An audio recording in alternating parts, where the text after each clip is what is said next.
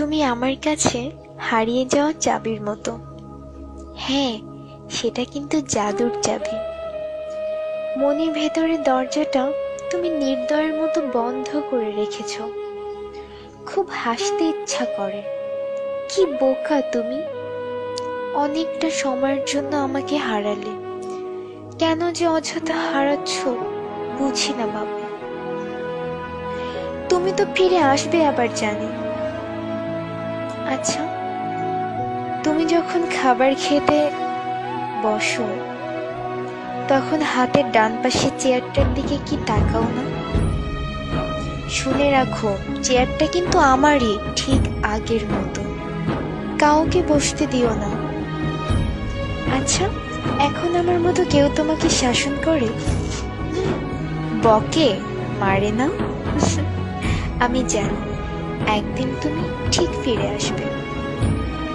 অনেক কিছু অনেক সময় মনে পড়ে যায়, ভালো লাগে না। প্রথম দিক যখন প্রেম করতাম তোমাকে বুঝতে দেইনি তোমাকে কত ভালোবাসি। তখন তুমি মিরপুর 1 নম্বরে আড়ঙের উপর 7/H এর ফ্ল্যাটটি ভাড়া করে থাকতে।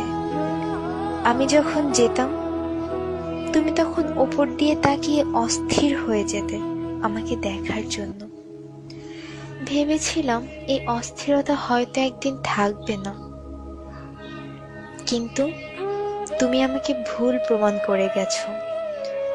দিন দিন মনে হতে লাগলো ভালোবাসা কি কমার জিনিস, এ তো শুধু বেড়েই চলে। প্রতিটা মুহূর্তে তোমাকে কাছ থেকে ভালোবাসার মানে বুঝেছি। তুমি আমাকে বুঝিয়েছো ভালোবাসাটা কি। ছোটবেলা থেকে নোংরা কিছু দেখতেই পারতাম না। তুমি যখন কোনো একটি কারণে খুব বমি করতে, তারপর যখন তোমাকে গোসল করিয়ে দিতাম, মাথায় পানি ঢেলে দিতাম, বিশ্বাস করো আমার অদ্ভুত শান্তি লাগত। যখন আমি রাগ করতাম তুমি ক্লান্ত হয়ে শক্ত করে জড়িয়ে ধরে বলতে, কোথায় যাবো আমাকে রেখে? এগুলো আমার মায়া জন্মাতো তোমার জন্য। চোখের সামনে ছবির মতো ভাসে। আমি তোমার চোখে আমাকে হারানোর ভয় পেতে দেখেছি, একবার নয় অনেকবার। তা কি মিথ্যা হতে পারে? আমি বিশ্বাস করতে চাই না। তুমি তোমার জীবনে যাই করো না কেন আমি তোমার অপেক্ষায় থাকবো। আমার জাদুর চাবিটা ঠিকই একদিন পাবো। একদিন ঘুম থেকে উঠে দেখব বালিশের কাছে খুব সুন্দর করে রাখা আছে।